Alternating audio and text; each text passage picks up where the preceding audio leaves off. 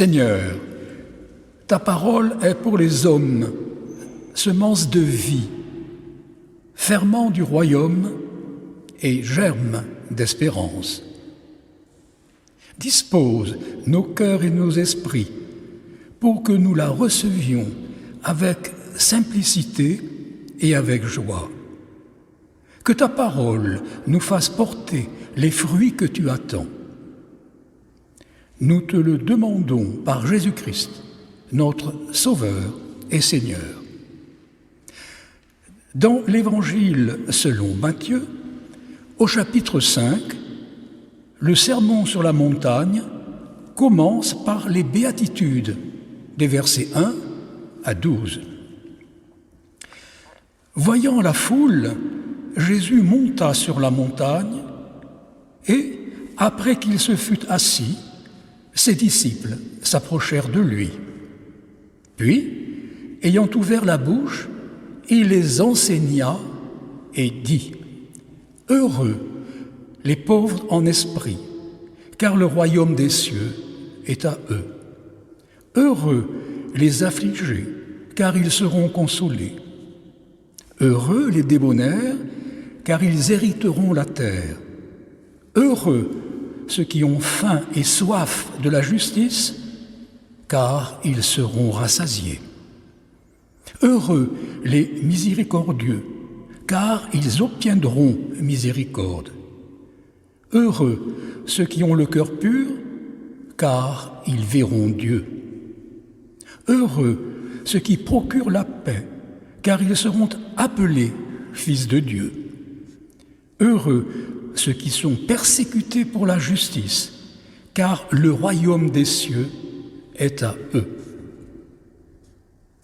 Heureux serez-vous lorsqu'on vous outragera, qu'on vous persécutera et qu'on dira faussement de vous toutes sortes de mal à cause de moi.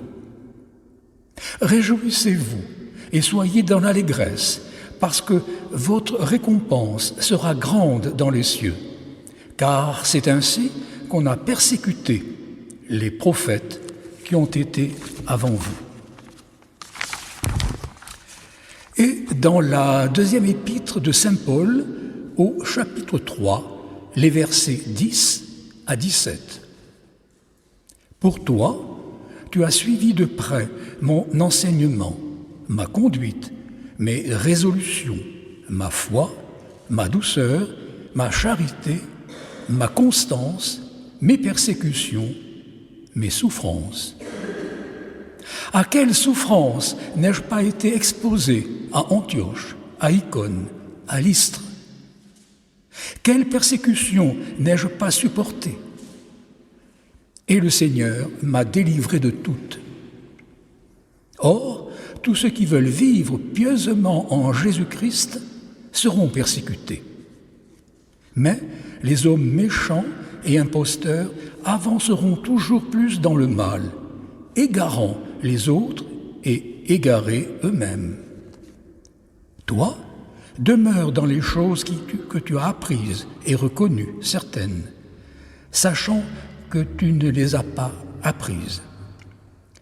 Dès ton enfance, tu connais les saintes lettres qui peuvent te rendre sage à salut par la foi en Jésus-Christ. Toute écriture est inspirée de Dieu et utile pour enseigner, pour convaincre, pour corriger, pour instruire dans la justice, afin que l'homme de Dieu soit accompli et propre à toute bonne œuvre. Seigneur, à qui irions-nous? Tu as les paroles de la vie éternelle. Les béatitudes. Pourquoi j'ai choisi les béatitudes aujourd'hui? Pour ceux qui participent à notre étude biblique avec l'évangile de Matthieu, la dernière leçon, le dernier partage, c'était sur les béatitudes.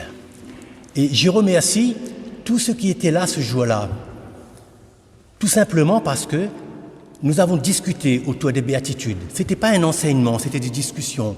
Et chacun, en fonction de ses origines, c'est d'où il venait, en fonction de ce qu'il fait dans la vie, ont pu apporter un échange différent. L'échange était différent. Et c'est ce qui a enrichi cette étude. Chacun a apporté du sien. Et quand j'ai quitté cette salle, j'étais encore plus riche lors de mon arrivée. Et c'est aussi votre prédication à vous, parce que vous avez participé et vous m'aviez donné des idées pour aujourd'hui. C'est pour cela que je vous invite à venir à ces études bibliques. C'est vraiment riche. Et je remercie tous ceux qui ont participé. C'est aussi votre prédication à vous. Merci à vous. Heureux. C'est ainsi que Jésus commence son sermon sur la montagne. Ce mot « heureux » commence souvent un psaume. Par exemple, le psaume 1 commence par « heureux » ou un proverbe dans l'Ancien Testament. Ce même mot se lit aussi dans le livre de l'Apocalypse qui contient 7 béatitudes. Ce que l'on appelle le sermon sur la montagne ne comprend pas que les béatitudes, mais 25 enseignements de Jésus, sans compter l'admirable prière qu'il nous a laissée, le Notre Père. Ce sont 3 chapitres, mais notre attention se porte le plus souvent sur les béatitudes, sur 8 versets. Pourquoi en est-il ainsi?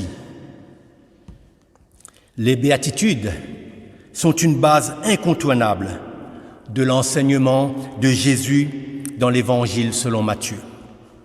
C'est le socle de ce qui suit.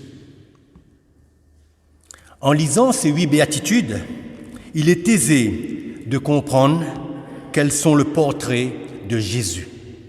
Chaque béatitude est un portrait de Jésus. C'est Jésus qui apparaît au travers de ces béatitudes. Elles le reflètent totalement. Jésus est celui qui les a toutes accomplies. Jésus les a toutes vécues.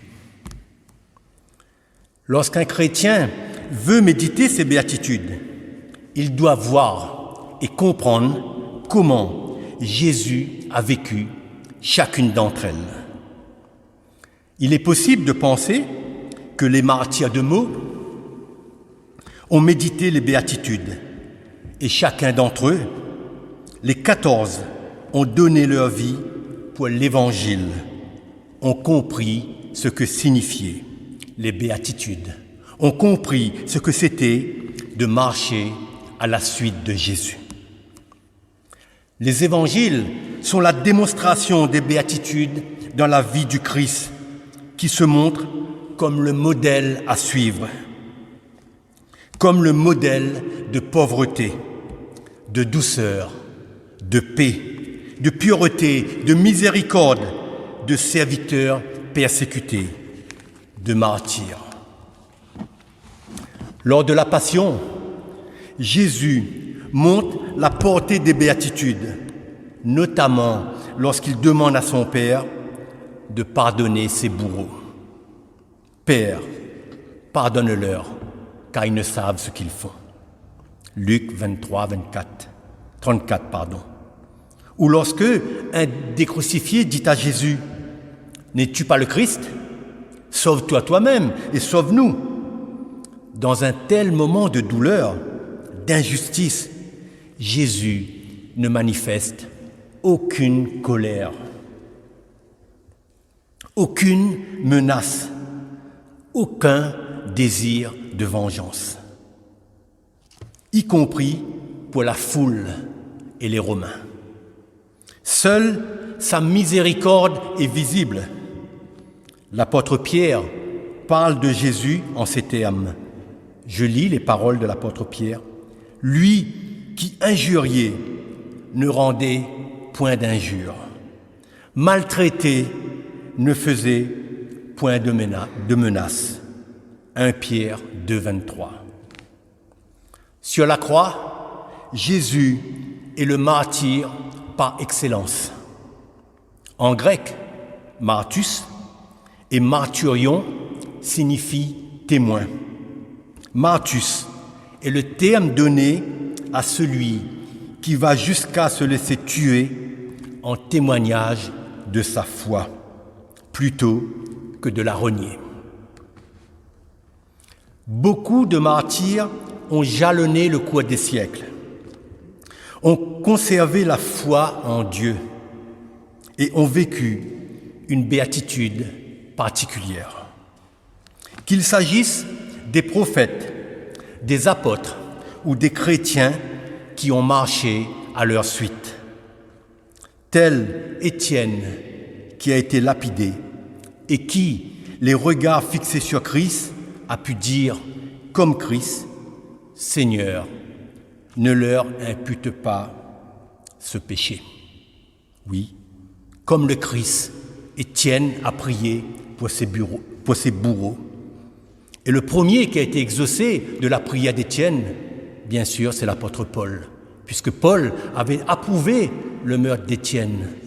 Et tout de suite après le meurtre d'Étienne, on parle de qui? On parle de l'apôtre Paul sur la route de Damas, où il va se convertir.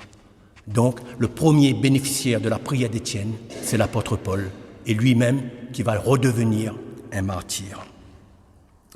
Les actes des apôtres, la tradition chrétienne et l'histoire de l'Église montrent que les persécutions et les martyrs n'ont jamais cessé.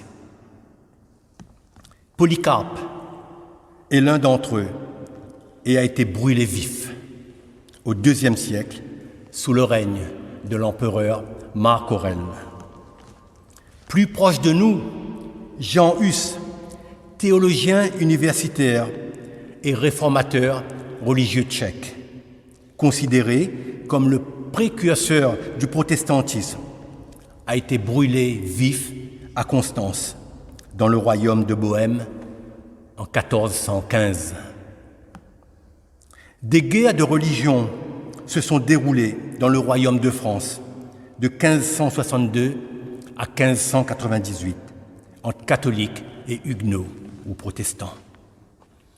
En 1702, la guerre des Camisards, qui s'est déroulée dans les Cévennes et le Bas-Languedoc sous le règne de Louis XIV, suite à la révocation de l'édit de Nantes, n'a réellement pris fin qu'en 1711. Ici, à Meaux, dans la ville de Meaux, le 8 septembre 1546, 60 personnes sont réunies chez Étienne Mangin.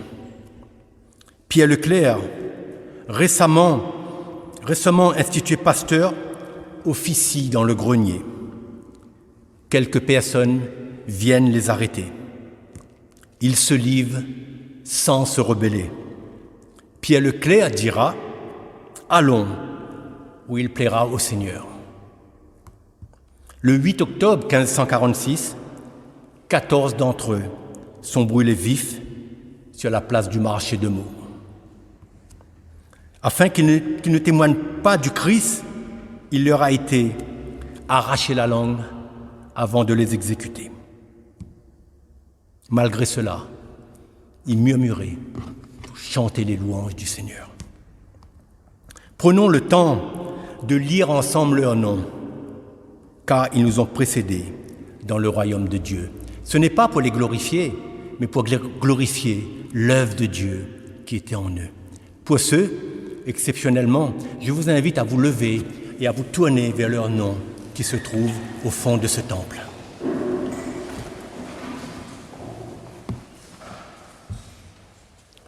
Pierre Leclerc, Étienne Mangin, Jacques Bouchebec, Jean Brisbard, Henri Hutineau, Thomas Honoré, Jean Baudouin, Jean Flèche, Jean Piguery, Pierre Piguery, Jean Martelon, Philippe Petit, Michel Caillon, François Leclerc. Je vous invite à reprendre place.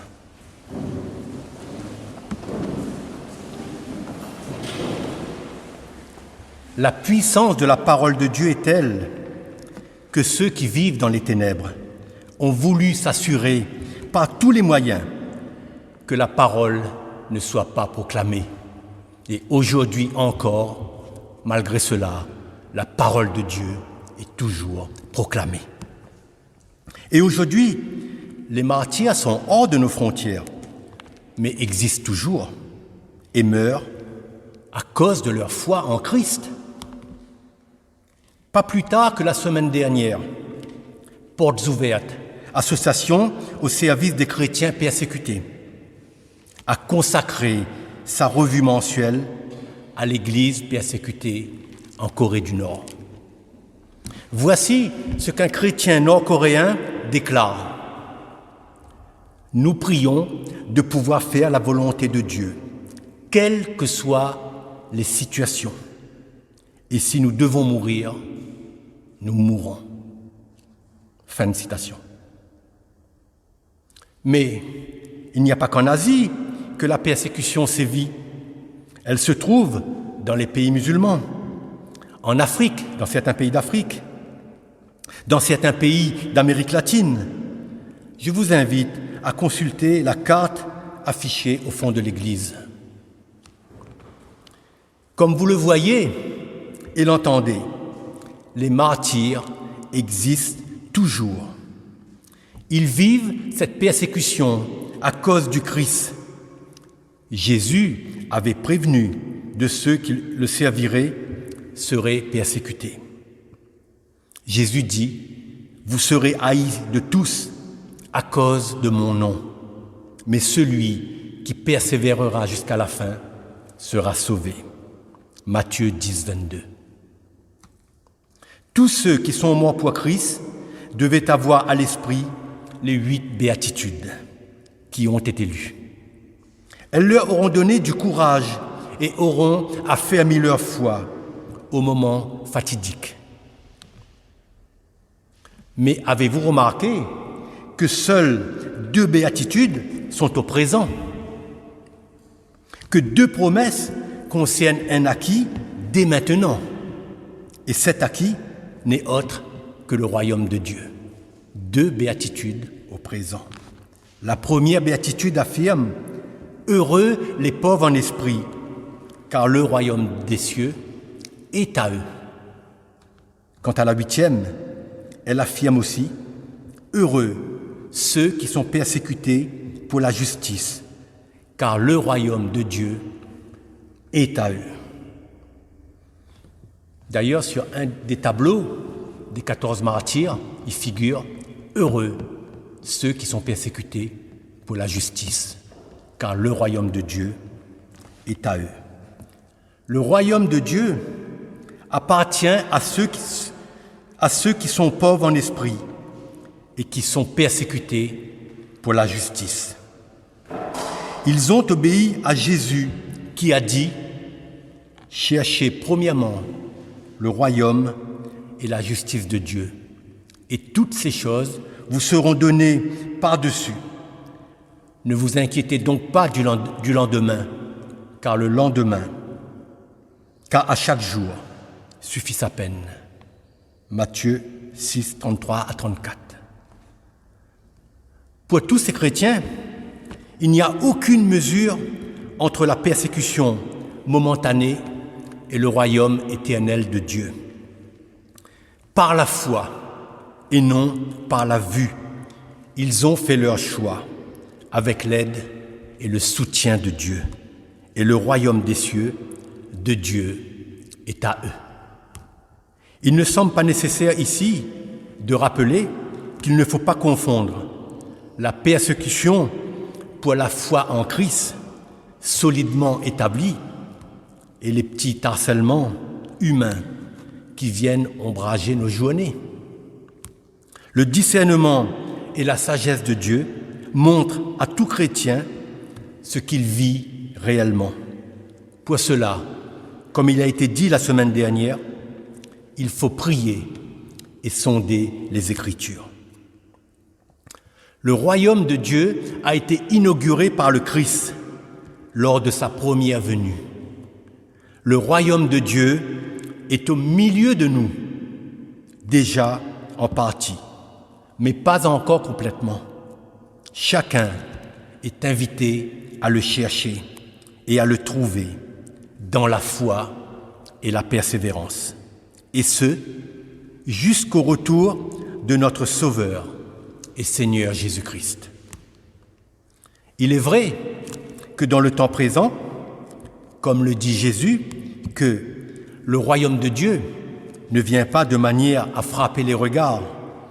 On ne dira point « il est ici » ou « il est là ».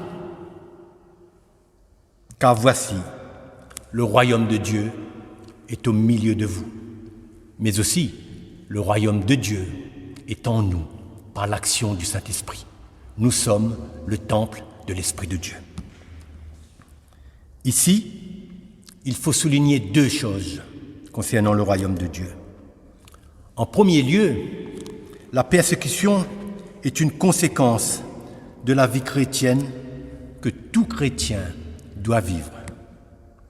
Dans les Béatitudes, Jésus parle de chrétiens conformes au royaume de Dieu ou qui se mettent en conformité jour après jour avec le royaume de Dieu. Les béatitudes ne permettent pas de choisir ce que l'on veut, de faire un mix, un peu de débonnaire, un peu de pauvre en esprit, un peu de pur et de paisible, puis avec un tout petit peu de persécution. Que dis-je? Ah non, pas d'un peu de persécution. La persécution, ce n'est pas pour moi. Je veux bien le reste, mais pas la persécution. Oui, mais voilà, un chrétien qui vit l'Évangile est persécuté, nous dit la parole de Dieu. Aujourd'hui, dans notre pays de France, ce n'est pas un bûcher, mais dans d'autres pays, c'est peut-être pas le bûcher, mais c'est la persécution.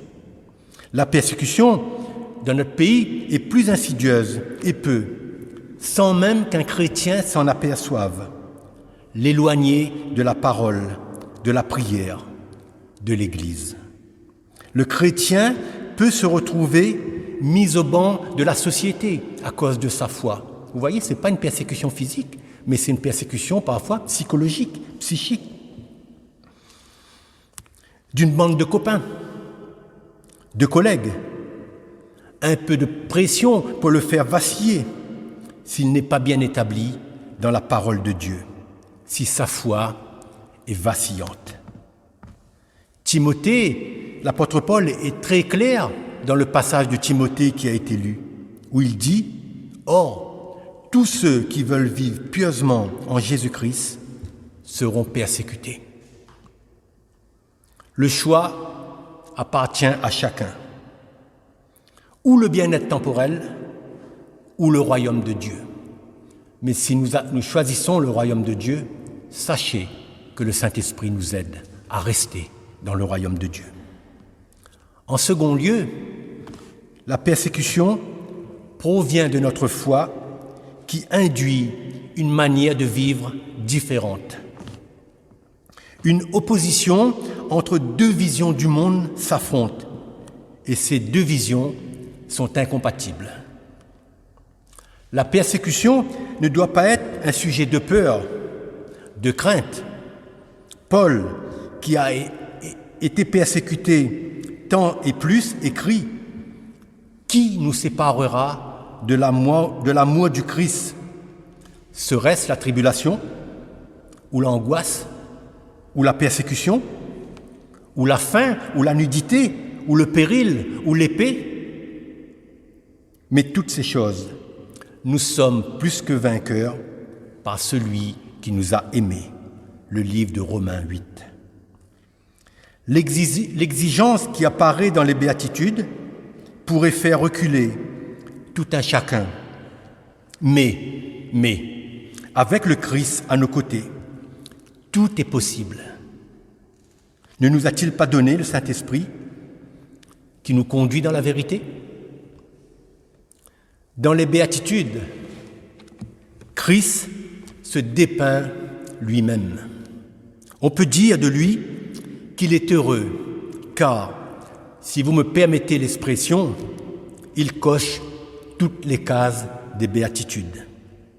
Il est parlé de Jésus crucifié et ressuscité.